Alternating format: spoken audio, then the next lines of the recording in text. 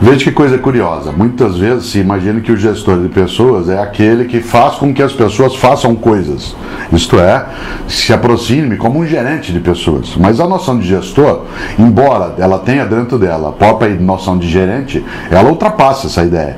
Não é alguém que dirige, que leva adiante. O gestor é aquele que é capaz de consertar, com C, como um concerto, consertar a pluralidade, a diversidade de competências, habilidades, capacidades e fazer com que isso eleve o objetivo, a missão e a visão que uma organização de qualquer natureza tenha, seja no campo público, seja no campo privado. Por isso, um gestor de pessoas é alguém que exerce uma liderança, sem que ele seja exclusivamente um único líder, mas é alguém, um homem ou uma mulher, que lidera um processo de elevação, como eu dizia, das condições de ação de um grupo de pessoas. Esse gestor tem sim atividades gerenciais, mas não é só isso. Ele tem atividades pedagógicas, mas não é só isso. Ele tem atividades de coaching, mas não é só isso. É um conjunto de situações de interfaces que fazem com que a gestão de pessoas ela seja decisiva como um diferencial sério hoje nas boas organizações. No fundo, a grande meta de um gestor de pessoas é o manejo do estoque de conhecimento que existe dentro de uma organização.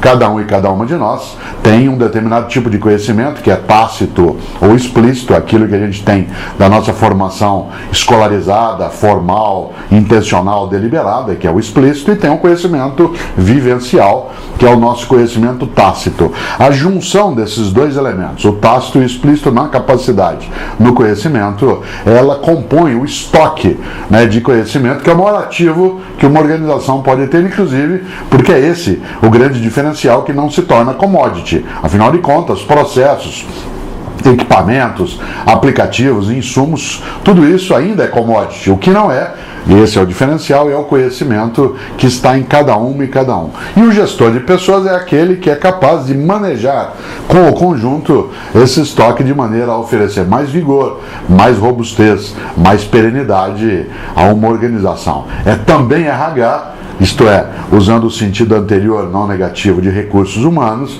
mas sem entender e sem cair na velha armadilha, que já é ultrapassada, mas muita gente ainda pensa de humanos apenas como recursos. Um gestor de pessoas é um gestor de talentos, lida com o desenvolvimento humano, lida com a capacidade de fazer projetos nos quais ele se coloque também como alguém a ser gerido. Um gestor de pessoas sabe que uma das medidas da inteligência de uma organização é a capacidade das inteligências serem parceria umas das outras e elevarem a condição. Por isso, um gestor é alguém que lidera. E para liderar, precisa também, antes de mais nada, saber que isso é o exercício de um poder. E a tarefa do poder é servir, não é se servir. Todo poder que, em vez de servir, é um poder que se serve, esse é um poder que não serve.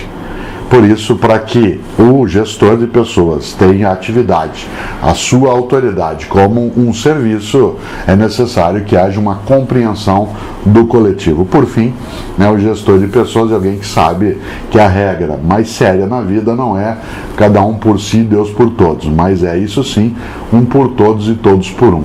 Aí somos pessoas que nos gerimos conjuntamente.